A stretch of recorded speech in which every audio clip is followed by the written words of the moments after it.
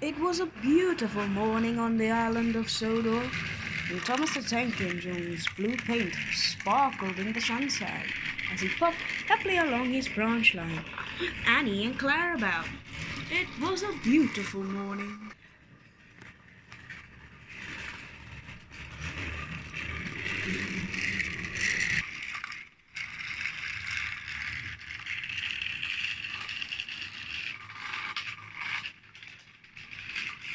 Hello, Thomas. Hello, Thomas. You look splendid. Yes, indeed, boasted Thomas. Blue is the only proper color for an engine. Don't be silly. Red is the best color for a really useful engine, especially if they're splendid like me. I've always been green. I wouldn't want to be any other color either. Anyway, huffed Thomas. Blue is the only color for a really useful engine. Everyone knows that.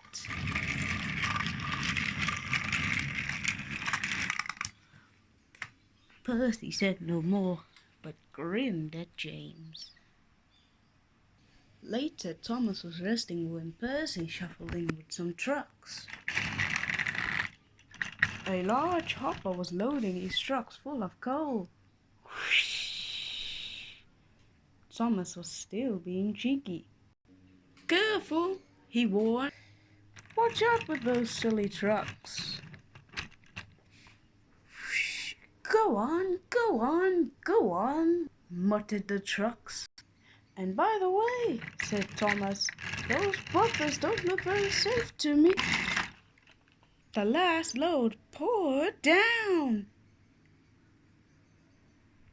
Help! Help! Cried Percy was worried, but he couldn't help laughing. Thomas's smart blue paint was covered in coal dust from smoke box to bunker.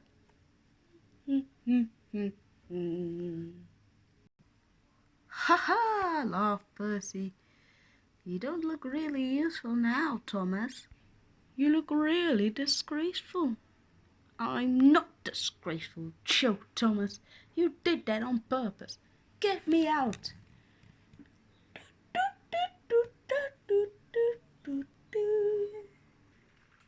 It took so long to clean Thomas that he wasn't in time for his next train.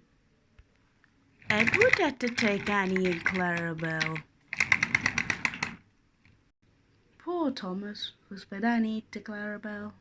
They were most upset.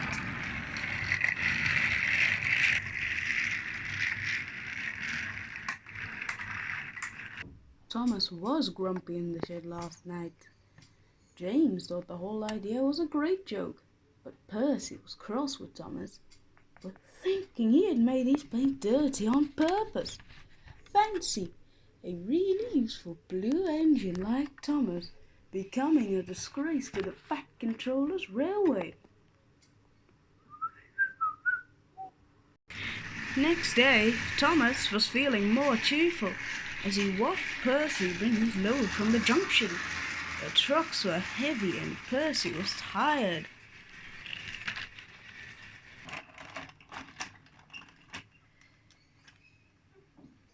Come on, said Percy's driver.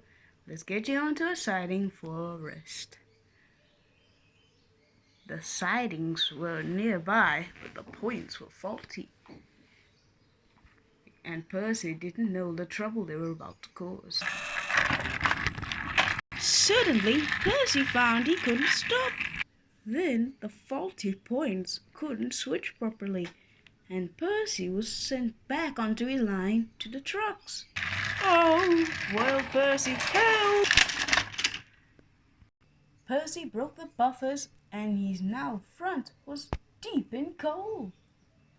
Then it was time for Thomas to leave. He had seen everything. Now Percy's learned his lesson too, he chuckled to himself.